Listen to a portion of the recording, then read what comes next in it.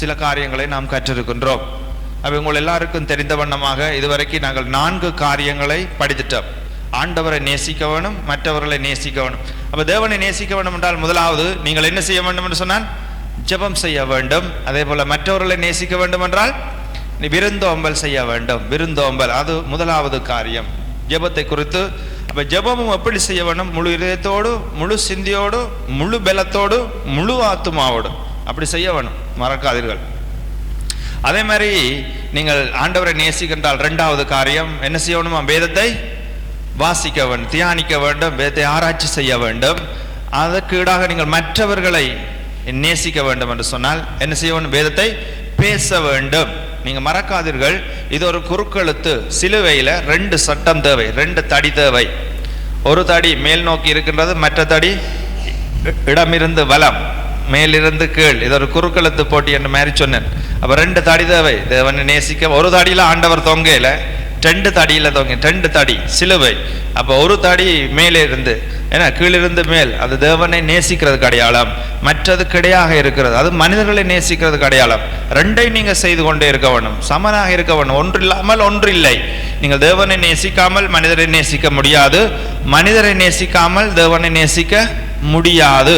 உண்மையாகவே நீங்கள் 2ஐயும் அங்கே சமனாக செய்தால் தான் நாம் நித்திய ஜீவனுக்கு ஏதுவானவர்களாக இருப்போம். ஆக 2வது காரியம், நான் வேதத்தை ஆராய்ச்சி செய்ய வேண்டும். அது மாதிரி வேதத்தை நீங்கள் பேசுகிறவர்களாக இருக்க வேண்டும். 3வது நாங்கள் பார்த்திருந்தோம், என்னது? நாம் தேவனை நேசிக்கிறோம் என்றால் ஆண்டவரிடத்துல மன்னிப்பு கேட்க வேண்டும். நாம் செய்கிற பாவங்கள் தினந்தோறும் மன்னிப்பு கேட்கிறது எங்களுடைய வாழ்க்கையில் ஒரு பங்காக இருக்கிறது. தினந்தோறும் ஒவ்வொரு நாளும் மன்னிப்புன்றது தேவை. அதே போல நீங்கள் மற்றவர்களை மன்னிக்க வேண்டும். அவை மேல் நோக்கிய சட்டம் என்னது? தேவனை நேசிக்கிறதுக்கு நீங்கள் தேவனிடத்தில் மன்னிப்பு கேளுங்கள், கிடை இடமிருந்து வலம். அடுத்த சட்டம் என்னது? நீங்கள் மற்றவர்களை மன்னிக்க வேண்டும். அது நாங்கள் தெளிவாக பார்த்தோம். மற்றவர்களை மன்னிக்காமல் நீங்கள் தேவனிடத்தில் மன்னிப்பு கேட்டாலும் ஆண்டவர் அதை ஏற்றுக்கொள்வாரா? யோசிச்சு பாருங்கள். அது 2ம் ஒன்றோடொன்று இணைந்த சட்டம், சிலுவை. ரைட். அதே மாதிரி 4வது, போன கிழமை பார்த்தோம், நாம் ஆண்டவரை நேசிப்போம் என்றால் காணிக்கை, தசமபாகங்கள் உள்ளிட்டவற்றினாலே நாம் தேவனுக்கு கொடுப்பதனூடாக நாம் தேவனை நேசிக்கிறோம். உண்மையான அன்பு கொடுக்கிறதன் அடிப்படையில் இருக்கும். அதே மாதிரி மற்றவர்களை நேசித்தால் மற்றவர்களுக்கும் நாம் கொடுக்க வேண்டும். மற்றவர்களுக்கும் நாம் அவர்களுடைய தேவைகளிலே நாம் பங்கேற்க வேண்டும். அது பணமாக இருக்கலாம், பொருளாக இருக்கலாம், ஏதோ ஒரு காரியமாக இருக்கலாம். மற்றவர்களுக்கும் நாம் கொடுக்க வேண்டும். கொடுக்காமல் நாம் நேசிக்க முடியாது. இது 2ம் ஒன்றோடொன்று பின்னி பிணைந்தது. ஆகவே இந்த 4 காரியங்களை நாங்கள் பார்த்துட்டோம். இன்றைக்கு கடைசி காரியத்தை பார்க்க போகின்றோம். இன்னும் நிறைய காரியங்கள் இருக்கின்றது உண்மையாக, ஆனால் இந்த 5ஓடு நாம் நிறுத்த போகின்றோம். ஆகவே 5வது காரியம், இன்றைக்கு நீங்கள் தேவனை நேசிக்கிறீர்கள் என்று சொன்னால் வாசித்துக் கொள்ளுங்கள். சங்கீதம் 133, எல்லாருக்கும் தெரிந்த ஒரு பகுதி தான். 133வது சங்கீதம் 1வது வசனத்தை வாசியுங்கள்.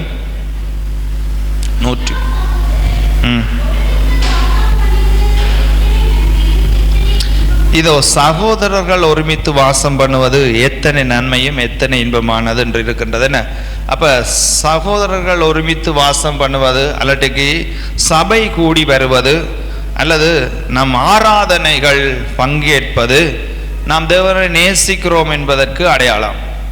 சபை கூடி வருகிற ஒரு செயல், அல்லது நாம் சபை என்று சொன்னால் என்ன, இதுவும் ஒரு திருச்சபை. இது நீ கட்டிடமாக இருக்கிறது. இந்த ஞாயிறு ஆராதனை நடந்து கொண்டிருக்கின்றது பேரொளி தேவாலயத்திலே. அப்போ இது ஒரு ஆராதனை. அதே மாதிரி வீட்டு கூட்டங்களாக இருக்கட்டும், அல்லது நீங்கள் 2-3 பேர் அவருடைய நாமத்தினாலே எந்த இடத்துல கூடுகிறார்களோ அது திருச்சபை. அது ஒரு மரத்துக்கு கீழே இருந்தாலும் அது ஒரு திருச்சபை தான். உங்களுடைய வீடுகளிலே அதை செய்தாலும் அதுவும் ஒரு ஆராதனை தான். அப்போ ஆராதனைகள் நடக்கிற இடங்களில் ஆராதனையின் போது நாம் கூடி வருவது, அது தேவனை அன்பு கூறுவதற்கு அடையாளமான ஒரு செயல். தேவனுடைய பிள்ளைகள் ஆராதனைகளை நாம் அலட்சியம் பண்ணக்கூடாது. ஏன் நாங்கள் இந்த இடத்துல இன்றைக்கு ஞாயிற்றுக்கிழமை நீங்கள் கூடி வந்திருக்கிறீர்கள்? ஆண்டவரை அன்பு கூறுகிறபடியினால உண்மையால் ஆண்டவரை நாம் நேசிக்கிறபடியினால ஓய்வு நாளை பரிசுத்தமாய் ஆசரிக்க வேண்டும். ஓய்வு நாளில் நாம் கர்த்தருடைய ஆலயத்துக்கு போய் அங்கே ஒரு ஆராதனை செய்ய வேண்டும். அது ஆண்டவர் ஏற்படுத்தின ஒரு முறைமை என்கிறதுனால நாங்கள் இந்த இடத்துல வந்து கர்த்தரை ஆராதிக்கிறோம், தேவனை மகிமைப்படுத்துகின்றோம். ஆகவே இந்த ஞாயிற்றுக்கிழமையோடு எங்களுடைய வேலை முடிந்து விடுவதில்லை. சபை எப்பொழுதெல்லாம் கூடுகிறதோ, இந்த நேரமெல்லாம் கூடுகிறதோ, அந்த நேரமெல்லாம் நாம் இந்த ஆராதனைக்குள்ளாக நாம் கடந்து வர வேண்டும். அது ஒருவேளை ஆண்கள் கூட்டமாக இருக்கலாம், இல்லாட்டி பெண்கள் கூடுகையாக இருக்கலாம், இல்லாட்டிக்கு ஒரு பொதுவான உபவாச ஜெப வேளையாக இருக்கலாம். ஏதோ ஒரு காரியத்துக்காக சபை கூடி வரும்பொழுது நாம் அந்த ஆராதனைகளில் பங்கேற்று கொள்வது கர்த்தரை நேசிக்கிறோம் என்பதற்கான அடையாளங்களில் ஒன்று. இது ஒரு பெரிய ஒரு விருந்து சாலை மாதிரி. என்னை அவர் போஜன சாலைக்கு அழைத்து சென்றார்ன்னு சொல்லப்படுகிறது. ஏன்னா இது ஒரு தேவனை நேசிக்கிறவர்கள், தேவனில் அன்பு கூறுகிறவர்கள் ஆலய ஆராதனைகளை தவற விடுகிறவர்களாக இருக்க மாட்டார்கள். முழு இருதயத்தோடு, முழு பலத்தோடு, முழு சிந்தியோடு, முழு ஆத்துமாவோடு அங்கே நீங்கள் உற்சாக மனநிலையோடு இந்த ஆராதனைகளில் பங்கேற்க வேண்டும். ஞாயிறு ஆராதனையாக இருக்கட்டும், மற்ற ஆராதனைகளாக இருக்கட்டும், எந்த ஒரு ஆராதனையும் நாம் அலட்சியம் பண்ண தவற விடக்கூடாது. நீங்கள் தேவனை நேசிக்கிறீர்கள் என்றால் நேசிக்கிறது என்னத்துக்கு அடையாளம்? இது ஒரு காரியம். ஆகவே இது 5வது விஷயம், நீங்கள் ஆராதனை செய்கிற ஆராதனைகளில் பங்கேற்று கொள்வது மிகவும் அவசியம். இப்போ நீங்கள் பாருங்கள், வீடுகளில் ஒரு கொண்டாட்டம் வைக்கிறீர்கள் என்று வையுங்கள். உதாரணத்துக்கு நீங்கள் வீட்டில் ஒரு கொண்டாட்டம் வைக்கும்போது அந்த வீட்டில் இருக்கிறவன் அந்த கொண்டாட்டத்திலே பங்கேற்காமல் வெளியே நின்றால், இல்லாட்டி வெளியில் சும்மா விளையாடி கொண்டு அதில் ஒரு கலந்து கொள்ளாமலே நின்றால் அந்த கொண்டாட்டம் எப்படி இருக்கும்? அந்த கொண்டாட்டத்துக்கு வர்றவங்க என்ன யோசிப்பாங்கன்னு பாருங்க. மிக முக்கியமான ஒரு கொண்டாட்டம் நடந்து கொண்டிருக்கு, எல்லாரும் சந்தோஷப்படணும். ஒருத்தன் கோபத்தோடு வெளியே நின்றால், இல்லாட்டிக்கு ஏதோ விளையாடி கொண்டு நின்றால் எப்படி இருக்குமென்று யோசிச்சு பாருங்கள். வாரங்கள் எல்லாம் அதை தான் கேட்டுக்கொண்டிருப்பாங்கள்ங்க. ஒரு பர்த்டேயாக இருக்கட்டும், ஒரு திருமண காரியங்களாக இருக்கட்டும், ஒருவன் அந்த உங்களோட வீட்டில் இருக்கிற ஒருவர் ஒரு முக்கியமான ஆளுண்டு வையுங்களேன், அவர் அந்த நிகழ்விலே பங்கேற்காமல், அந்த கொண்டாட்டத்தில் வைபவத்தில் பங்கேற்காமல் வெளியில் நின்றால், கோபத்தோடு நின்றால், இல்லாட்டி விளையாடி கொண்டு நின்றால், இல்லை தன்னுடைய வேலையை பார்த்து கொண்டிருந்தால், அங்கே அந்த வர்ற மக்கள் எல்லாம் அதை தான் கேட்பார்கள்.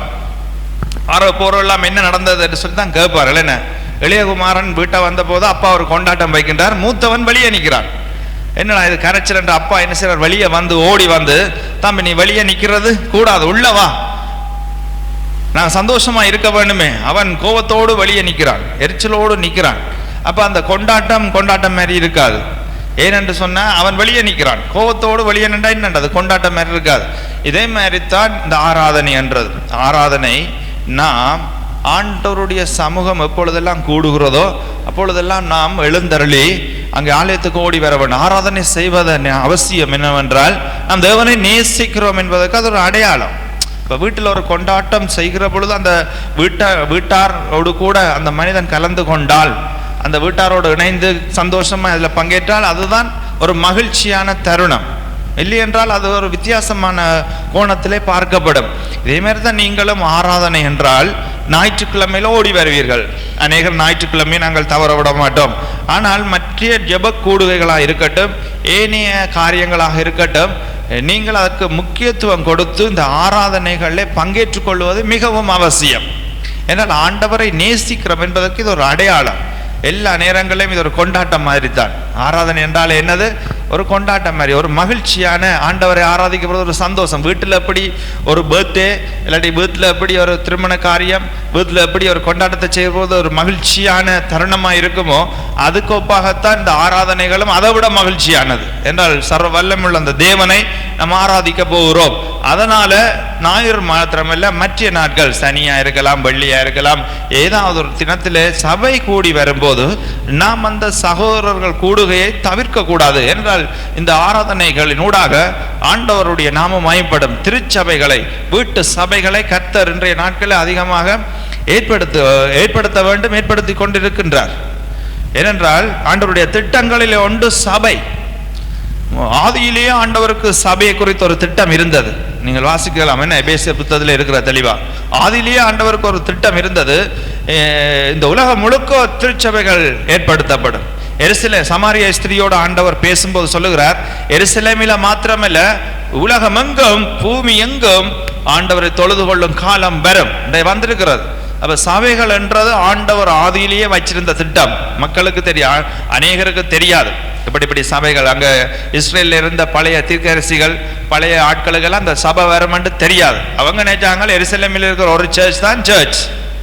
ஆண்டவர் 2 வரைக்கும் அந்த சர்ச்சை கட்ட விடையில பாருங்க. 2000 வருஷம் ஆயிட்டுது. அந்த சர்ச்சை அப்படியே நிப்பாட்டி போட்டு இன்றைக்கு உலகம் அங்கும் சர்ச் இருக்கு, எருசலேமில சர்ச் இல்லை. எருசலேமில சர்ச்சை கட்டுறது தான் ஓடி தெரியணும். கட்ட வலிக்கிடுவார்கள் என்று நினைக்க எல்லாம் ரெடியாகி கொண்டிருக்கிறாங்க, கட்ட இல்லாம இருக்கிறாங்க. ஆண்டவர் என்ன செய்தார்? எருசலேம் சர்ச்சை நிப்பாட்டி போட்டு இப்ப உலகம் அங்கும் சர்ச், எல்லா இடமும் சர்ச் இருக்கு, எருசலேமில சர்ச். பைபிள்ல நீங்க வாசிச்ச சர்ச் இப்ப இல்ல எருசலேம். ஆண்டவரே சொல்லியிருந்தார் இப்ப உலகம் அங்கும் சர்ச் இருக்கு. நாமக்குள்ளிலேயே எங்களுக்கு சர்ச் இருக்கு, எருசலேமில சர்ச். என்ன ஆண்டவருடைய திட்டத்திலே உண்டு. உங்களுக்கு தெரியுமா? எங்கட சர்ச் எடுத்துக்கொள்ளப்பட அப்புறம் அங்க சர்ச் கட்டப்பட போகுது. என்ன ஆண்டவருடைய திட்டத்தை பாருங்க, எப்படி மகா திட்டம்.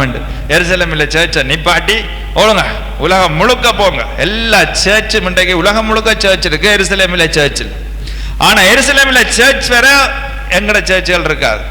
சர்ச் இருக்குன்னு அங்கே இருக்க மாட்டோம், எல்லாம் எடுத்துக்கொள்ளப்பட்டோம். பாருங்க ஆண்டவருடைய சிஸ்டம் எப்படி என்று. அப்ப அவர் எப்படி ஆராதனை, எப்படி அந்த வீட்டு கூட்டத்தை சர்ச்சுகள் எப்படி சரியான முறையில் ஆண்டவர் கொண்டு வந்துக்கிறேன் பாருங்க. திட்டம், இதெல்லாம் திட்டம் போட்டு நடக்குது, ஒன்றும் தற்காலிகமா நடக்கல.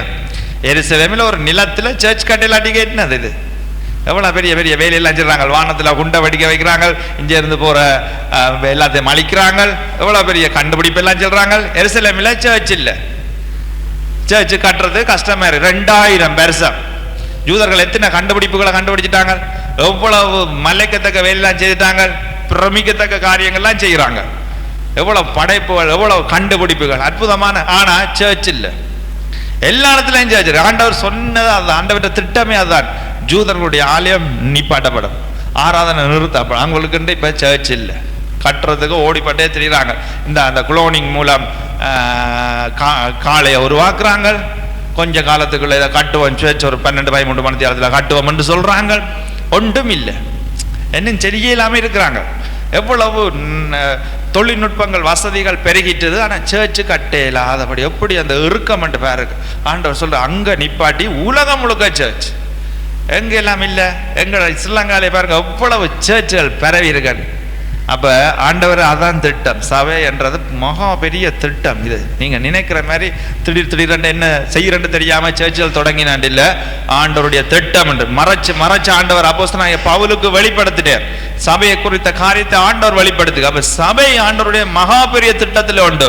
நீங்களும் நானும் அந்த மகா திட்டத்துல இருக்கிறோம். அதனால சபை கூடி வரும்போது நாம் வருவது மிகவும் அவசியம். சபை என்றது என்ன தனி ஓய்வு நாளில் மட்டும் நாங்கள் கூடுவதில்லை, மற்ற நாட்களிலே நாங்கள் கூடுகிறோம். அந்த நேரங்களில் நீங்கள் பங்கேற்றுக் கொள்வது மிகவும் அவசியம். என்றால் ஆண்டவரை நேசிக்கிறோம் என்றால் அதை செய்ய வேண்டும். நீங்க வெளியே நின்றால், ஒரு கொண்டாட்டம் நடக்கும் போது நீங்க வெளியே நின்று விளையாடி கொண்டதால் எப்படி இருக்கும் என்று யோசிச்சு பாருங்க. உங்கள் வீட்டிலே அப்படி செய்தால் அதை நேசிக்கிறதுக்கு அடையாளம் இல்லை, அது ஒரு குழப்பமான சூழல். இதே மாதிரி தான் ஆலய ஆராதனை என்றதும் இது ஒரு பெரிய திட்டத்தில் நாங்கள் இருக்கின்றோம். இது ஆண்டவரை நேசிக்கிறதுக்கு அவர் ஏற்படுத்தின ஒரு ஏற்பாடு. இது நாங்களாக சபையை போடுறதில்லை. இது சபை என்னுடைய சபை என்று ஆண்டவரை சொல்றார். என் சபையை பாதாளம் மேற்கொள்ளாது. ஆகவே தேவனுடைய திருச்சபை அவரை இது கட்டி அஸ்திபாரத்தை போட்டுக்கிறார். நானே அஸ்திபாரம் என்று சொல்றார். அவை ஆண்டவருடைய திருச்சபை. இது நாம் என்ன செய்கிறோம், அதுல ஒரு கூட்டமாக இருக்கிறோம். ஆண்டவர் ஒரு பெரிய திட்டத்தில் எங்களை நினைச்சு வச்சு இப்ப ஆலய கூடுகைகள் நடக்கும். அவை ஆலய கூடுகைகளை நாம் அலட்சியம் பண்ணக்கூடாது. தாவீதை பாருங்கள், அவர் ஒரு ராஜா. இந்த இடத்துல சொல்லுகிறார், வாசித்த பகுதியில் பாருங்கள், இதோ சகோதரர்கள் ஒருமித்து வாசம் பண்ணுவது எத்தனை நன்மையும் எத்தனை இன்பமும் ஆனது, எவ்வளவு நன்மையானது. சகோதரர் ஆலயத்துக்கு போவோம் வாருங்கள் என்று எனக்கு சொன்ன போது நான் மகிழ்ச்சியா இருந்தேன் என்று சொல்லி அங்கே அவர் சொல்லி இருக்கிறதை நாங்கள் பார்க்கிறோம். கர்த்தருடைய ஆலயத்துக்கு போவோம் வாருங்கள் என்று சொன்ன போது 122வது சங்கீதம் 1வது வசனத்தை பாருங்கள், வாசியுங்கள். 122 1 வாசியுங்கள்.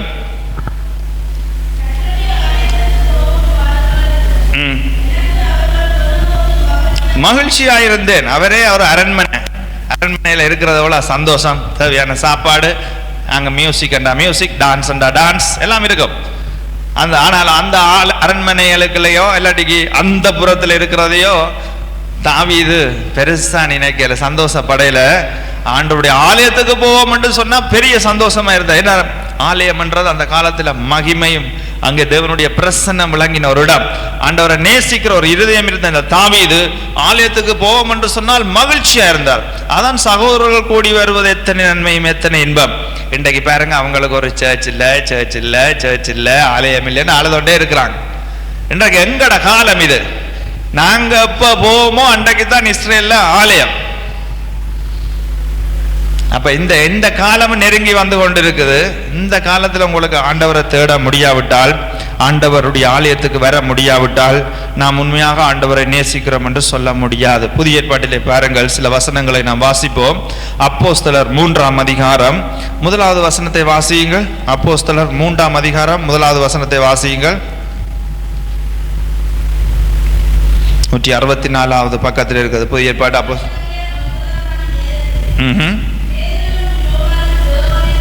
ஜெப வேளையாகிய 9ஆம் மணி நேரத்திலே பேதுருவும் யோவானும் தேவாலயத்துக்கு போன 9ஆம் மணி நேரம். இஸ்ரேல்ல 9ஆம் மணி நேரம் என்றா எங்கட டைம் எத்தனை மணி? ஸ்ரீலங்கா டைம் 3 மணி. அப்ப 3 மணி பின்னேரம் 3 மணிக்கு சர்ச்சுக்கு போறாங்க. யாரு? பேதுருவும் யோவானும். பாருங்க, பின்னேரம் 3 மணி என்றா பின்னேரம் 3 மணி என்ன நேரம் சொல்லுங்க. அப்போ நல்ல வடிவா சாப்பிட்டு கொஞ்சம் குட்டி தூக்கம் போடுற நேரம். உண்மையா இல்லையா? வடிவா சாப்பிட்டு நல்லா சாப்பிட்டா அவளாந்தான். அது பிறகு 5:30-6 மணி மட்டும் படுக்கிறாங்களும் இருப்பீங்க, நித்திர கொள்றாங்க. என்ன இது உண்மையிலேயே இந்த 3 மணின்றது ஒரு கஷ்டமான நேரம். ஆனால் பேதுருவும் யோவானும் ஆலயத்துக்கு போனா 9ஆம் மணி நேரம் அன்றைக்கு நீங்க நினைக்கலாம் 9 மணிக்கு போயிருக்காங்க போல. பரவாயில்ல, டைம் 9 மணின்றது இஸ்ரேலர்களுக்கு 9 மணி, அவர்களுக்கு 6 மணிலேருந்து 7 மணி வரைக்கும் 1வது மணி நேரம், 7லேருந்து 8 மணி வரைக்கும் 2ஆம் மணி நேரம், 8லேருந்து 9ஆம் மணி நேரம் வரைக்கும் 3ஆம் மணி நேரம், அப்படி 3 மணி அப்படித்தான் போகும். அந்த கணக்கு அப்படித்தான் போகும். அப்போ 9ஆம் மணி நேரம் என்றால் 3 மணி. 3 மணிக்கு ஆலயத்துக்கு போயிருக்கிறாங்க பாருங்க 2 பேரும். அங்க ஒரு பெரிய வேலையும் நடந்துட்டு இதுக்கு பிறகு ஆலயம் கூடின நேரத்தில் இந்த 2 பேரும் ஆலயத்துக்கு போகிறார்கள் என்பது மிக முக்கியம். திருச்சபை புதிய ஏற்பாட்டில் இருக்கிற நமக்கு இந்த ஆலயம் மிகவும் முக்கியம். நாமே ஆலயமா இருக்கின்றோம். நாம் சபையாக கூடுகிற நேரங்களிலே நாம் போய் வருவது மிகவும் அவசியம். என்றால் அது தேவனை நேசிக்கிறீர்கள் என்பதற்கான ஒரு அடையாளம் தான். அதாவது தேவனை நேசிக்கிறவர்கள் செய்யக்கூடிய ஒரு வேலைதான். நீங்கள் அப்போஸ்தலர் 16ஆம் அதிகாரம் 13வது வசனத்தை பாருங்கள். அப்போஸ்தலர் 16:13 வாசியுங்கள்.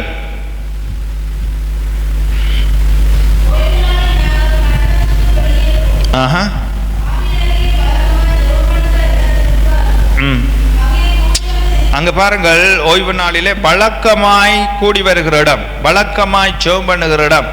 ஓய்வு நாளில் வளமை போல இவர்கள் கூடி வருகிற ஒரு கூடுகை ஒன்று அந்த இடத்திலே நடந்திருக்கிறது. இது அப்போஸ்தலனாகிய பவுலினுடைய காலத்தில். அப்போ பவுல் ஒரு வழக்கமான கூடுகையை அவர்கள் பங்கேற்றிருக்கின்றார். எப்பொழுதெல்லாம் அங்கே கூடுகை இருக்குமோ அந்த இடத்துல அப்போஸ்தலனாகிய பவுல், ஏன்னா அவர் எவ்வளவு பெரிய ஆளுண்டு பாருங்கள், அந்த இடத்துல போனது உண்மையிலேயே ஆண்டவரை நேசிக்கிறதற்கு ஒரு அடையாளம். தேவனை நேசிக்கிறீர்கள் என்றால் ஜெபம் பண்ணுங்கள், வேதம் வாசியுங்கள், அங்கே மன்னிப்பு கேளுங்கள் ஆண்டவரிடம். அதே போல கர்த்தருக்கு தசம காணிக்கையோடாக நீங்கள் ஆண்டவரை நேசிக்கிறீர்கள். 5வது விஷயம் தான் இது. ஆண்டவருடைய சபை ஆராதனைகளை அலட்சியம் பண்ணக்கூடாது. நீங்க கூடி வாருங்கள். சபையில பாருங்கள், இந்த இடத்துல அப்போஸ்தலனாகிய பவுல் போறார், அங்க பேதுருவும் யோவானும் போனார்கள். இனிமே இயேசு கிறிஸ்துவை பார்த்தீங்கன்றால் ஆலயங்களிலே அதிக தடவை அவர் போயிருக்கார், மறுபடியும் ஜெப ஆலயத்துக்கு போனார் என்று எழுதப்பட்டிருக்கும். அப்ப ஆண்டவரும் போயிருக்கின்றார். உண்மையிலேயே இந்த ஆலய ஆராதனைகள் இது தேவன் ஏற்படுத்தின ஒரு ஒழுங்கு. நாம் போக வேண்டும். இஸ்ரவேலர் எகிப்திலிருந்து புறப்பட்டு வந்த நேரம் ஆண்டவரே சபை அங்கே ஒரு ஆசரிப்பு கூடாரத்தை செய்ய சொல்லுகிறார். அதுக்கு பிறகு ஆண்டவரே அங்கே கூடி வரணும், மக்கள் இந்த நாளில் கூடி வரணும், இந்த தேதிகளில் வர வேண்டும். உபவாசங்கள், பண்டிகை பிறப்புகள், மாத பிறப்புகள், அங்கே அதிகமான காரியங்களை ஆண்டவரை நியமித்தார், ஒழுங்குகள். இவங்க வரணும் இந்த நாளுகளில்.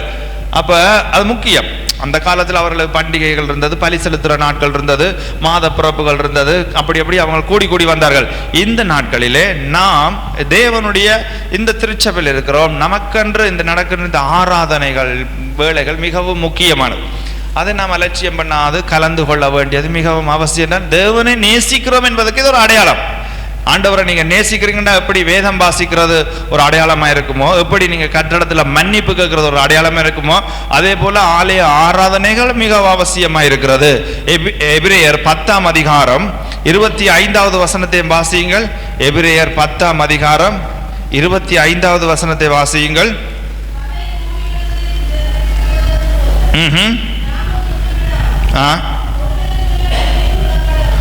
சபை கூடி வருதலை சிலர் விட்டு விடுகிறது போல நாமும் விட்டு விடாமல் ஒருவருக்கொருவர் புத்தி, நாளானது எவ்வளவு சமீபித்து வருகிறதை பார்க்கிறீர்களோ அவ்வளவு தூரம் புத்தி சொல்ல வேண்டும் என்று. பாருங்கள், சபை கூடி வருதலை சிலர் விட்டு விடுவது போல நாம் விட்டு விடக்கூடாது அப்படி என்று இந்த எபிரேய ஆக்கியோன் சொல்லுகிறதை பார்க்கலாம்.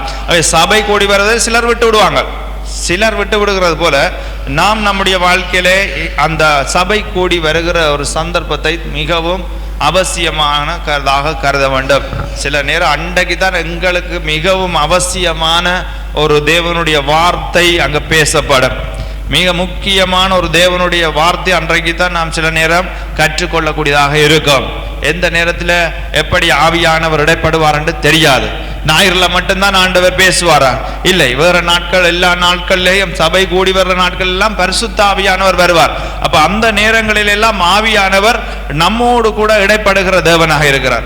இந்த ஆவியானவர் நமக்குள்ளாக இருந்து அங்கே தேவையான சத்தியங்களை எங்களுக்கு எப்பொழுதும் கற்றுத் தருவார். அப்ப இந்த சபை கூடி வருகிற இந்த நாட்களிலே நாம் அலட்சியம் பண்ணாமல், சிலர் விட்டு விடுகிறது போல நாம் விட்டு விடாமல் நம்முடைய வழக்கமான இந்த ஜெப கூடுகைகளில் நாம் பங்கேற்றுக் கொள்வது மிகவும் மிகவும் மிகவும் அவசியமான ஒன்று.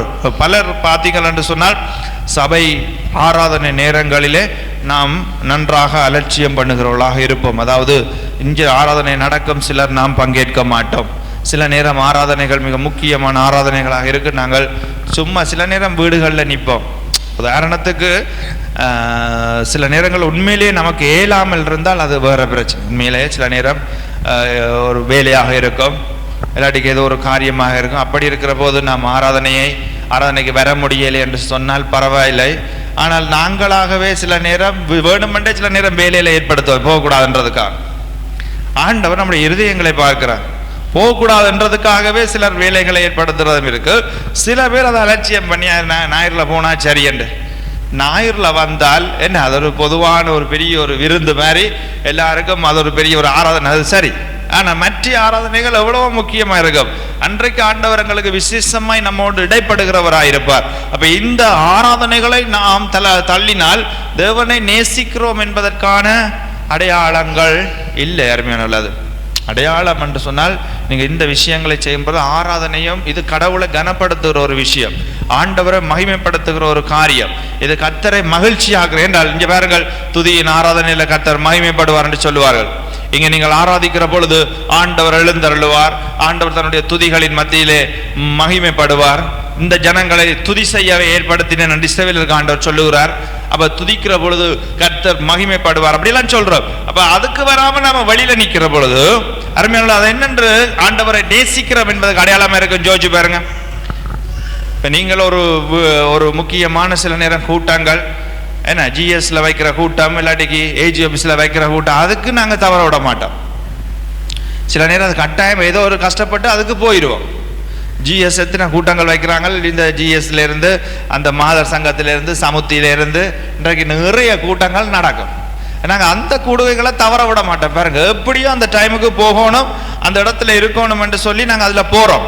ஏனென்றால் ஏதாவது எனக்கு கிடைக்கட்டும், ஏதாவது அது கிடைக்கிற காரியமா இருக்கும், ஏதோ உண்டு சரி, அது உலக பிரகாரமான ஒரு காரியத்துக்கு இவ்வளவு போகும்போது ஆண்டவர் பாப்பார், இங்க பேர் எங்களுடைய சபைகள் நடக்கிற என்னுடைய சபையில் நடக்கிற இந்த ஆராதனைக்கு இவன் வர்றான் இல்லையே, இந்த ஆராதனையில இவன் பங்கேற்கிறதுக்கு இழுவர்றானே, என்னை இவன் கனப்படுத்த ஆண்டவர் யோசிப்பார். நீங்கள் கர்த்தரை நேசிக்கிறீர்கள் என்றால் உண்மையாகவே ஆராதனைகளை ஆராதனைகள் மிகவும் முக்கியம். நாம் மனிதர்களை பார்க்க இங்க வரவில்லை, தேவனை ஆராதிக்க வருகிறோம். முழு உள்ளத்தோடு, முழு பலத்தோடு, முழு இதயத்தோடு, முழு சிந்தையோடு நீ தேவன்ல அன்பு கூறுவாயாக. அப்ப ஆராதனையில வந்தாலும் நம்முடைய கவனங்கள் அதுகள் இதுகள் எங்கேயும் போகக்கூடாது. ஏனால் தேவனை நான் முழு இதயத்தோடு அவரை ஆராதிக்க வேண்டும். வாயின் வார்த்தைகளினால, வாயிலிருந்து புறப்படுகிற அந்த துதிகளினால நாம் கர்த்தரை மகிமைப்படுத்த வேண்டும். ஆலய ஆராதனைகள் மிகவும் மிகவும் மிகவும் முக்கியம். அப்போ சிலர் அலட்சியம் பண்ணுவது போல நீங்கள் அலட்சியம் பண்ணாதீர்கள். எப்படி கர்த்தர் இந்த ஆலயத்தை ஆராதனைகளை எப்படி ஆண்டவர் ஏற்படுத்தினார் என்று பாருங்கள். ஆலயத்தையே கட்ட சொன்னது ஆண்டவர் தான். ஆரம்பத்தில் ஆசரிப்பு கூடாரத்தையே செய்ய சொன்னது ஆண்டவர் தான். 3 பிரிவாக அதை செய்கிறார். மகா பரிசுத்த ஸ்தலம், என்ன வெளிப்பிரகாரம், உட்பிரகாரம், இப்படி ஆண்டவரே ஆலயத்தை கட்ட சொல்றார். ஆண்டவர் தான் கட்ட சொல்ற. இந்த பொருட்களை கொண்டு இந்த அளவுகளில் நீ தான் கட்டு. இந்த இடத்துல பலிபிடத்தவை, அந்த இடத்துல தொட்டியவை, இந்த இடத்துல மேசியவை, இந்த இடத்துல குத்து விளக்கவை, எல்லாம் ஆண்டவர் தான் சொன்னார். குத்து விளக்கு எப்படி இருக்க வேண்டும், குத்து விளக்கில் எத்தனை அகல்கள் எரிய வேண்டும், குத்து விளக்கின்ற படிவம் எப்படி இருக்கணும், எல்லாம் ஆண்டவரே சொல்லி கொடுக்க பாருங்க. அப்பம் எப்படி இருக்க வேணும், இது முழுக்க. அப்ப என்னது ஆராதனை முக்கியம் என்ற ஆண்டவர் சொல்லிக்கிறார். இஸ்ரவேலர் ஒன்றும் செய்யல. மோசையோ இல்லாட்டிக்கு அங்க இருந்த பெரிய கட்டிக்காரரோ இந்த சர்ச்சையோ அதை கட்டையில. ஆண்டவர் தான் அளவு பிரமாணங்கள் எல்லாமே கொடுத்திருந்தார். சாலமோன்ற காலத்திலே பாருங்கள், தாவீது சொல்றான், தேவனுடைய கரத்தினால் எழுதி நான் பெற்றிருக்கிறேன் இந்த மாதிரி கட்டு.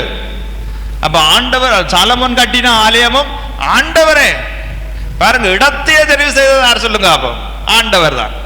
இந்த இடத்துல நீ போய் ஆண்டவர் சொன்ன, ஆபிரகாமுக்கு ஆண்டவர் சொன்னார், மோரியா மலையில நான் உனக்கு காண்பிக்கிற இடத்துல போய் நீ பலி செலுத்து. ஆண்டவர் தான் சொல்லியிருந்தார். அப்ப இடத்துல இருந்து, அளவுகள்ல இருந்து, அங்க வைக்கிற காரியங்கள் எல்லாமே ஆண்டவர் தான் செய்திருந்தார். என்ன மாதிரி பலி செலுத்தவன் எத்தனை பலிகள் இருக்கு பாருங்கள். சமாதான பலி, போஜன பலி, பாவ நிவாரண பலி, குற்ற நிவாரண பலி, தகன பலி, எல்லாம் ஆண்டவரை கொடுத்திருந்தார். நான் சொல்ற மாதிரி இந்த பலிகளை செலுத்துக்கணும். அப்ப எல்லாமே ஆண்டவர் சொன்னபடி. அது எவ்வளவு முக்கியம் என்பதை நீங்க யோசிச்சு பாருங்க. மனுஷர்கள் தாங்களா ஒன்றும் செய்யல. ஆலயத்தையும் அவர் தான் சொல்றார், கட்டுமானத்தையும் அவர் தான் சொல்றார், அங்க இருக்க வேண்டிய பொருட்களையும் அவர் தான் சொல்றார். ஆசாரியனுக்கு என்ன மாதிரி உடுப்பு போடணும் என்று பாருங்க. ஆரோனுக்கு ஆரம்பத்தில் போடுற உடுப்பை பாருங்க. தலையிலேருந்து தலைப்பாக, தோல்ல ஒரு பட்டி, நெஞ்சில் மார்பில் ஒரு மார்பு பட்டி, அதுல எல்லாம் ரத்தினங்கள் 12 கல்லுகள் பொறுத்து இருக்க வேண்டும். இந்த மாதிரி ஒரு உடுப்பு முழுக்க ஆண்டவர். இவங்களுக்கு ஒரு சுதந்திரமே இல்லை. ஆராதனையில எப்படி செய்ய வேணும், எப்படி உடுப்புடுக்க வேணும், எங்க நிக்க வேணும், முழுக்க ஆண்டவரை சொன்னபடினால ஜோதிச்சு பாருங்க. ஆராதனை எவ்வளவு கர்த்தர் எவ்வளவு கனப்படுத்துகிறார். அப்ப அந்த ஆராதனைக்கு ஒருவன் வராமல் இந்த ஆராதனையை நீங்கள் அலட்சியம் பண்ண. சிலர் சொல்லுவார்கள், வேதம் சொல்றது, சிலர் சபை கூடி வருதலை விட்டு விடுவது போல. அப்ப சபை கூடி வருதுன்றது ஞாயிறு ஆராதனை சொல்லவில்லை, எல்லா ஆராதனையும் தான் சொல்லப்படுகிறது. சபை கூடி வருதுன்னா இப்ப எல்லாம் சபை கூடி வருமோ அந்த நேரம் நீங்க வர வேண்டும். சிலர் நீங்க அந்த டைம் தான் முக்கியமான ஏதாவது வேலை என்று சொல்லி நினைப்பீங்க. ஏதாவது வேலையை சில நேரம் போடுவீங்க. போகக்கூடாது என்பதற்காகவே சில பேர் அப்படி செய்கிறவர்களும் இருக்கிறார்கள். இந்த ஆராதனைக்கு போகக்கூடாது என்பதற்காகவே சிலர் அதுக்கேற்ற மாதிரி வேலைகளை போடுறவர்களும் இருப்பார்கள். அதுக்கேற்ற மாதிரி சில நேரம் காரியங்களை நீங்க திட்டமிடுறதும் இருப்பார்கள். நீங்க யோசிச்சு பாருங்க. இது மனுஷனுக்கு தான் நீங்கள் மறைக்கலாம், ஆண்டவருக்கு மறைக்க முடியாது. உண்மையாக நீங்கள் ஆண்டவரை நேசிக்கின்றால் ஆலயம் திறக்கிற பொழுது நீங்கள் ஓடி பயபக்தியோடு வர வேண்டும். இது மனிதர்களை கௌரவப்படுத்துவதற்கோ மனிதர்களை முகஸ்துதி செய்வதற்காக அல்ல. இது ஜீவனுள்ள தேவனை ஆராதிப்பதற்காக. இங்க நீங்கள் கர்த்தரை ஆராதிங்க, கர்த்தரை மகிமைப்படுத்துங்கள், கர்த்தரை நீங்கள் அதிகமாய் கனப்படுத்தவன் உண்மையாக நீங்க நேசிக்கிற என்றால் ஆலய ஆராதனை ஒருபோதும் தவற விடாதீர்கள். வேதாகமத்திலே பாருங்கள், எவ்வளவு தேவ மனிதர், இந்த சாவி இது தொடங்கி எத்தனை தேவ மனிதர்கள் இந்த ஆலய ஆராதனைகளை எவ்வளவு கலிகூர்ந்தார்கள், எவ்வளவு கர்த்தர் அவர்களை ஆசீர்வதித்தார். நமக்கு ஆசீர்வாதங்கள் தேவை, ஆனால் உண்மையாக நாங்கள் இப்படி நேசிப்பது குறைவு. அதான் மறுபடியும் சொல்றோம், உண்மையிலேயே உங்களுக்கு வேலைகள், உண்மையிலேயே உங்களுக்கு இயலாமைகள் இருந்தால் பரவாயில்லை. ஆனால் இப்படிப்பட்ட சில முக்கியமான சில காரியங்களை நீங்கள் ஏலாதோடும், சிலர் முக்கியமான வேலைகள் இருந்தாலும் கொஞ்சம் ஒதுக்கி அரேஞ்ச் பண்ணி அதுக்கேற்ற மாதிரி செய்வீர்கள். ஆனால் ஆலய ஆராதனை நாம் அதை பற்றி ஒன்றுமே சிந்திக்க மாட்டோம். ஏன்னா முதலே யோசிப்போம் இது போகக்கூடாது, அறிவித்தல் பகுதியிலேயே யோசிப்போம் இது போகிற இல்லை, அது போக தேவையில்லை, கேட்கறதும் இல்லை. அறிவித்தல் பகுதியில் எங்களுக்கு தேவையும் இல்லை. எங்க நான் போனா தானே எந்த கூட்டம் எந்த நேரம் என்னன்னு எங்களுக்கு தெரிய மாட்டேது. ஞாயிறு மட்டும் 7 மணிக்கு தெரியும். அருமையானவர்களே, அநேக இந்துக்கள், அநேக ரோமன் கத்தோலிக்கத்தில் இருக்கவங்க எல்லாம் சர்ச்சு போறாங்க, கோயிலுக்கு போறாங்கல்ல. எங்களை விட சில பேர் சில 4 மணிக்கெல்லாம் எழும்பி போறாங்க இந்து மக்கள் அவங்களெல்லாம். அப்ப அவங்களை அப்படியெல்லாம் செய்யும் போது யோசிச்சு பாருங்க, அதை விட ஜீவனுள்ள தேவனை ஆராதிக்கிற நாம் எப்படி செய்ய வேண்டும் என்று பாருங்கள். இப்போ நான் சொல்லிக்கொண்டு வர்ற விஷயங்கள் நாங்கள் மட்டும் செய்கிறது இல்லை. பாருங்கள், கொடுக்குற விஷயமா இருக்கட்டும், காணிக்க விஷயம் என்று போன முறை சொன்னேன் தானே. இப்போ நாங்கள் மட்டும் தான் செய்கிறோம்மா. முஸ்லீம்கள் எவ்வளவு கொடுக்குறாங்க தெரியுமா? புற மதத்தினர்கள் எவ்வளவு கொடுக்குறார்கள் பாருங்க. அவர்கள் எப்படி தொழுகிறார்கள் பாருங்க. முஸ்லீம் ஒரு நாளைக்கு எத்தனை தடவை தொழுகிறாங்கன்னு தெரியுமா? 5 தடவை தொழுகிறாங்களே. என்ன யோசிச்சு பாருங்க. அந்த டைம் சில பேர் கடையை விட்டுட்டே போகிறாங்க. அந்த பிஸ்னஸ் டைமில் கடையை பூட்டிட்டு போகிறாங்க. அங்கே சாவச்சேரியில் நான் பார்த்துருக்கேன். மத்தியான நேரம் முக்கியமான சாப்பாட்டு நேரம் இருக்குது, அதெல்லாம் பூட்டிட்டு போயிடுவாங்க. ஏன்னா அவங்களுக்கு அது ஒரு பெரிய ஒரு விஷயம். அந்த அவங்கள அந்த தொழுகை என்று சொல்கிறோம். என்ன அல்லாஹு அக்பர், அந்த டைம் அவன் விடுறாங்களே. சில நேரத்தில் நான் கட்டாரில் பார்த்துக்கிறேன், நகைக்கடையில் அந்த கடை இந்த கடையில் திறந்து விட்டுட்டு ஓடிடுவாங்க. திறந்தபடியே இருக்காங்க. களவு போகாதன்ற நம்பிக்கை தான் என்றாலும் அவங்கள அதை செய்கிறாங்களே, திறந்து விட்டுட்டு போயிடுவாங்க. அந்த டைமுக்கு ஆராதிக்கணும், அந்த டைமுக்கு தொழ வேணுமன். யோசிச்சு பாருங்க. அப்போ ஜீவனுள்ள தேவனை ஆராதிக்கிறேன்னா ஞாயிறு மட்டும் காணுமா? 5 தடவை தொழுகிறவர்களே இருக்கிறார்கள். நாம் கிழமையில ஒருக்கா. இது எந்த அளவுக்கு நீங்கள் தேவனை நேசிக்கிறீங்கன்றதை கொஞ்சம் யோசிச்சு பாருங்க. இந்து மக்கள் எடுத்து பாருங்கள். அவங்கள் அந்தளவு ஜபம், அந்தளவு உபவாசம், இந்த விரதம் என்று சொல்கிறாங்க. இந்த பங்குனி திங்கள் ஃபுல்லாக கோயில். எனக்கு தெரியாது, இப்போ தான் நான் கேள்விப்பட்டிருக்கிறேன் இந்த விஷயம். கந்த சஷ்டி விரதம் 7 நாள் சாப்பிடவே மாட்டாங்க, ஒன்றும் செய்ய மாட்டாங்க. என்ன செய்கிறாங்கன்னு தெரியாது. ஆனால் உபவாசம் சாப்பிடாம இருந்து இப்போ மற்ற சமயங்கள் எல்லாத்துலேயும் நான் சொல்கிற விஷயங்கள் இருக்குது. காணிக்க கொடுக்குறாங்க, ஆலயத்துக்கு போகிறாங்க, அவங்களும் இதெல்லாம் செய்துட்டு தான் இருக்கிறாங்க. நாங்கள் எப்படி செய்கிறோம்ட்டு பாருங்க. அவங்களோட சில நேரம் படம் மோசமாக இருப்போம். நாங்கள் அவங்க ஜீவனுள்ள தேவனை ஆராதிக்கிறாங்கன்னு கேட்டால் இல்லை. அவங்களே அறியாமலே ஒரு ஆராதனை செலுத்தி கொண்டிருக்கிறாங்க. அறியாதவரை ஆராதிக்கிறாங்க. நாம் அறிந்திருக்கிறவரை ஆராதிக்கிறோம், ஜீவதேவனை ஆராதிக்கிறோம். எப்படி ஆராதிக்கிறோம் சொல்லுங்க? இந்த சபை கொடி வருதலை விட்டு விடாதீர்கள். அங்கே எந்த நேரம் நீங்கள் கலந்து கொள்ள பிரயாசப்படுங்கள். என்ன சில நேரம் நாங்கள் ஒருவர் கோபமாக இருக்கிறதுனால சேர்ச்சு போகாமல் இருப்போம். என்ன அவர் செய்வார், இவர் செய்வார், நான் போக மாட்டேன். நீங்கள் ஆண்டவரை ஆராதிக்க வாரீர்கள், மறக்காதீர்கள். சில நேரம் அவர் வாரத்தால நான் போக மாட்டேன், இவர் வாரத்தால நான் போக மாட்டேன், தடுக்கணும், தவிர்க்கணும், அப்படி யோசிப்பீர்கள். அதெல்லாம் இல்லை. ஆராதனைக்கு மன்னிங்க, ஒருவர் மன்னித்து நீங்கள் ஆராதனைக்கு ஆண்டவரை ஆராதிக்க வாரீர்கள், மறக்காதீர்கள். அப்ப ஆராதனை செய்வது தேவனை நேசிப்பது அடையாளம். அதே போல இப்பொழுது மற்ற சட்டம், சிலுவை என்றது மற்ற சட்டம். நான் சொன்னேன் அது நீங்கள் எப்படி என்றால் இதற்கு இடையான ஒன்று. நீங்கள் மற்றவர்களுக்கு ஆராதனை செய்யலாமா? இப்ப நீங்க கொடுக்குற நேரம் நான் சொன்னேன் ஆண்டவருக்கு கொடுங்கள், மற்றவர்களுக்கும் கொடுங்கள். அப்ப ஆராதனை செய்யற நேரம் ஆண்டவரை ஆராதியுங்கள், மற்றவர்களுக்கு என்ன செய்யலாம் சொல்லுங்க? நற்கிரியை செய்யுங்கள், நற்கிரியைகள் சேவை செய்யுங்கள், ஊழியம் செய்யுங்கள். இதுதான் நீங்கள் மற்றவர்களை நேசிக்கிறீர்கள் என்பதற்கு அடையாளம். எபேசியர் 2ஆம் அதிகாரம் 10வது வசனத்தை வாசியுங்கள். எபேசியர் 2ஆம் அதிகாரம் 10வது வசனத்தை வாசியுங்கள். எபேசியர் 2:10.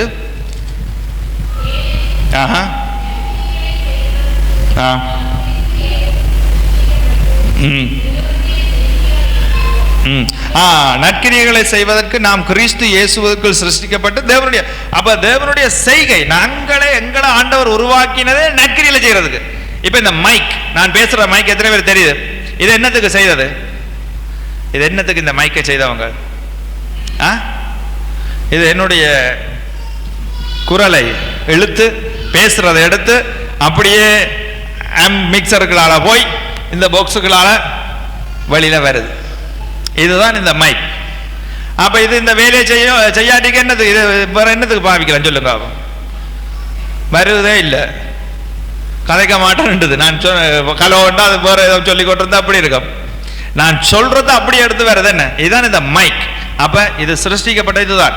இப்ப நீங்கள் ஏன் சிருஷ்டிக்கப்பட்டீங்க சொல்லுங்க? அப்ப தேவனுக்காக நற்கிரியைகளை செய்யும்படியே ஆண்டவர் உங்களை சிருஷ்டித்த செய்கையா இருக்கிறீர்கள் என்று வேதம் சொல்றது. அப்ப நீங்க எல்லாரும் நற்கிரியைகளை செய்வதில் கட்டிக்காரராக இருக்கவன். நல்ல கிரியைகள், மனிதர்களை நேசிக்கிறீங்களா நீங்க நற்கிரியைகளை செய்யுங்க. என்னென்ன நற்கிரியைகள் வேதம் சொல்றது? மத்தேயு 6ஆம் அதிகாரத்திலே வாசியுங்கள். இயேசுவே இந்த நற்கிரியைகளை பற்றி எப்படி சொல்ற? 5ஆம் அதிகாரம் 16 வாசியுங்கள். இவ்விதமாய் மத்தேயு 5:16.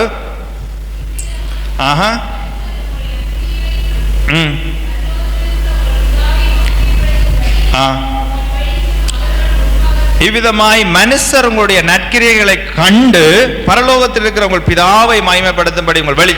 அப்ப இவ்விதமாய் எவ்விதம் மேல இருக்கிற வெளிச்சத்தை குறித்து ஆண்டவர் பேசுகிறார். நீங்கள் பூமிக்கு வெளிச்சமா இருக்கிறீர்கள். இன்னும் ஒரு வசனம் இருக்கு, நீங்கள் பூமிக்கு உப்பா இருக்கிறீர்கள். மேல சொல்லப்பட்டிருக்க வசனம். இந்த மாதிரி உப்பு, இந்த வெளிச்சங்கள் எப்படி மற்றவர்களுக்கு பிரயோஜனமாய் அமையுமோ. உப்பு பாருங்க, தண்ணியே கரைச்சு தண்ணியே அழிச்சு அந்த ஒரு உணவு பதார்த்தத்துக்கு, குறிப்பிட்ட உணவுக்கு அது டேஸ்டை கொடுக்குது. என்ன வெளிச்சத்தை பாருங்கள், என்ன அது எல்லாருக்கும் பிரயோஜனம் உண்டாகும்படி, இருள் எல்லாம் அகன்று போகும்படி இந்த வெளிச்சம் பிரகாசிக்கிறது. சொல்லுகிறார், இந்த மாதிரி உங்களுடைய நற்கிரியைகள் அமைய வேண்டும். நீங்கள் ஒரு உப்பாய், நீங்கள் வெளிச்சமாய் இருக்கிறீர்கள். அப்ப நற்கிரியைகள் நீங்கள் ஏன் செய்கிறீர்கள்? மற்றவர்களை நேசிக்கிறோம் என்பதுக்கு அடையாளம். நற்கிரியைகள் என்று சொன்னால் என்ன? அது ஒருவேளை உங்களுடைய வாயின் வார்த்தைகளாக இருக்கலாம். மற்றவர்களை ஆறுதல் படுத்தி, மற்றவர்களுக்கு புத்தி சொல்லி, மற்றவர்களை உற்சாகப்படுத்தி, மற்றவர்களை கொஞ்சம் ஸ்திரப்பட, அதே ஒரு நற்கிரியைகள் தான். நீங்க கொடுக்கிறதும் ஒரு நற்கிரியைகள் தான். ஏற்ற நேரங்களில் மனிதர்களுக்கு என்னென்ன தேவைகள் இருக்கோ அந்த மாதிரி விஷயங்களில் எல்லாம் பங்கேற்பது ஒரு விதமான நற்கிரியைகள். அப்போஸ்தலனாகிய பவுலை எடுத்து வாசியுங்கள். அப்போஸ்தலர் 28ஆம் அதிகாரத்திலே பாருங்கள், என்ன மாதிரியான ஒரு நற்கிரியை அங்கே நடக்கிறது என்று பாருங்கள். அப்போஸ்தலர் 28 முதலாவது வசனத்தை வாசியுங்கள். அப்போஸ்தலர் 28 முதலாவது வசனத்தை வாசியுங்கள். மெலித்தா என்று அறிந்தோம். இப்ப கவனிங்கள், நாங்கள் தப்பி கரை சேர்ந்த பின்பண்டிருக்கிறது. என்ன இங்க ஒரு வார்த்தை மிகவும் கவனியுங்கள். இங்க அப்போஸ்தலனாகிய பவுல் அவரோட குழுவினரோடு ஒரு படகில போய் கொண்டிருக்கணும். என்ன குழுவினரோட இல்ல, கைதியா போய் கொண்டிருக்கிறான். அப்போஸ்தலனாகிய பவுல் ஒரு குற்றவாளியா பிடிச்சு அங்க இஸ்ரேல்ல இருந்து இத்தாலிக்கு அனுப்புறாங்க. ஆனால் திடீரென்று ஏற்பட்ட புயலினால, பெருங்காற்றினால, ஜூரோ கிளிதோன் என்கிற கட்டுங்காற்றினால் இந்த கப்பல் உட்டப்பட்டு எல்லாம் சிக்கி போக வேண்டியது எங்கேயோ, ஆனா போனது எங்கேயோ. 14 நாட்களாய் சூரியனும் இல்லை, சந்திரனும் இல்லை, கிடைத்த பலகை துண்டுகளை பிடித்து நீந்தி தப்பி எல்லாரும் கரை செய்றாங்க. எத்தனையோ நாளா தண்ணிக்குள்ள இருக்கிறாங்க. எவ்வளவு நாளா தண்ணிக்கு இருந்த எவ்வளவு கவலையா இருக்கு பாருங்க. ஆனா ஒருத்தரும் தப்பே இல்லை. வேதம் சொல்றது கப்பல்ல 276 பேர் இருக்கணும். இப்ப போயிட்டாங்க, கரை வந்து சேர்ந்துட்டாங்க. எல்லாருக்கும் களைப்பு, நீந்தினது. ஒருத்தரும் அங்க சுவமா வந்து சேரையில, எல்லாம் கப்பல் விட்டஞ்சு பலகைகள் துண்டுகளை பிடிச்சு நீந்தி வந்துட்டாங்க. மரக்கட்டைகள் பலகைகளை பிடிச்சு. இப்ப வந்த உடனே எல்லாம் களைச்சு போயிட்டாங்க. பவுலும் அதுக்கெல்லாம் வந்தவன். ஆனால் என்ன நடந்தென்றால், விறகு கட்டைகளை எடுத்து நெருப்பு மூட்டுறான். பாருங்க, இதைத்தான் சொல்றோம். அந்த நேரத்தில் அது தேவை. பவுல் அதை செய்கிறான். இதுக்கு பேர் தான் நற்கிரியை. அவரும் அதுக்கெல்லாம் நீந்தி வந்தவர். அவருக்கும் இயலாது. 276 பேர்ல போர் வீரர்கள் எல்லாம் நிக்கிற பாருங்க. போர் வீரர் நிக்கிறாங்க, கப்பல் மாலுமி நிக்கிறான், 100க்கு அதிபதி இருக்கிறாங்க. இவங்களெல்லாம் செய்யாத ஒரு வேலையை பவுல் செய்கிறான். போய் கடகடன்னு எல்லாம் விறகுகளை எடுத்து போட்டு அவர் என்ன செய்யறார் என்றால் நெருப்பு மூற்று. ஏண்டா எல்லாம் குளிருக்குள்ள வந்து எவ்வளவு நாளா தண்ணிக்குள்ளே கிடந்து சரீரம் எல்லாம் நல்லா தண்ணிக்குள்ள ஊறி போயிட்டு உண்மையா எல்லாருக்கும் மேலாது. ஆனா பவுல் என்ன செய்யறார், இந்த 276 பேருக்குள்ள எல்லாரும் செய்யாத ஒரு வேலையை அவர் செய்யறார். என்ன, அவர் தேவனுடைய பிள்ளை, வெளிச்சம், மலை மேல் உள்ள பட்டணம், அவர் உப்பு. அந்த இடத்துல பாருங்கள், எல்லாருக்கும் வெளிச்சம் உண்டாகிறோம், எல்லாருக்கும் மணல் உண்டாக்குற.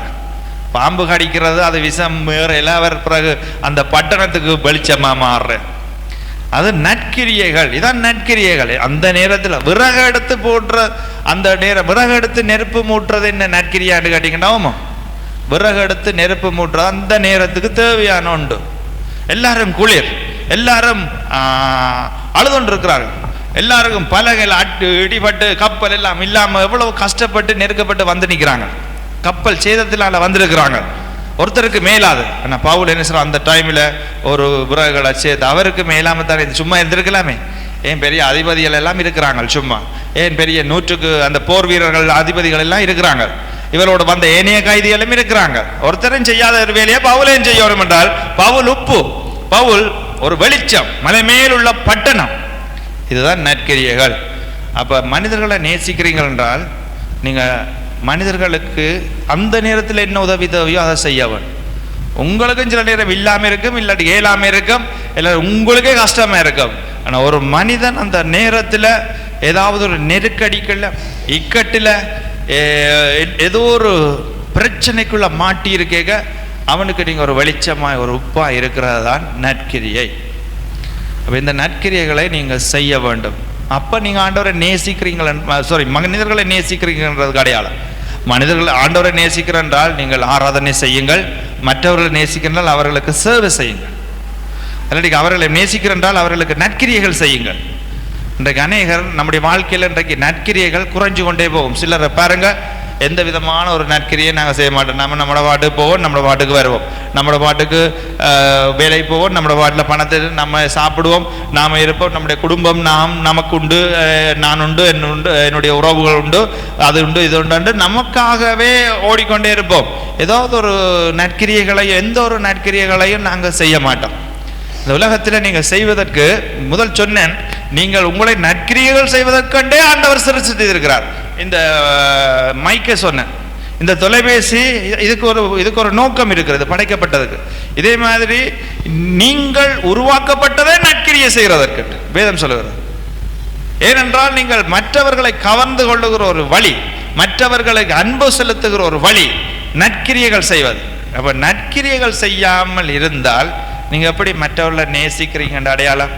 கொடுக்க வேண்டிய நேரத்தில் கொடுக்கணும். இப்ப பணம் பொருள் அது மாத்திரமல்ல, அது கொடுக்கிற விஷயம். இந்த இடத்துல பாருங்கள், அப்போஸ்தலனாகிய பவுல் செய்த ஒரு வேலையை பாருங்கள், விறகு மூட்டுறது, அதுதான் வேலை, அதான் அந்த டைமுக்கு என்ன தேவையோ அதை செய்யறதுக்கு பேர் நற்கிரியைகள்.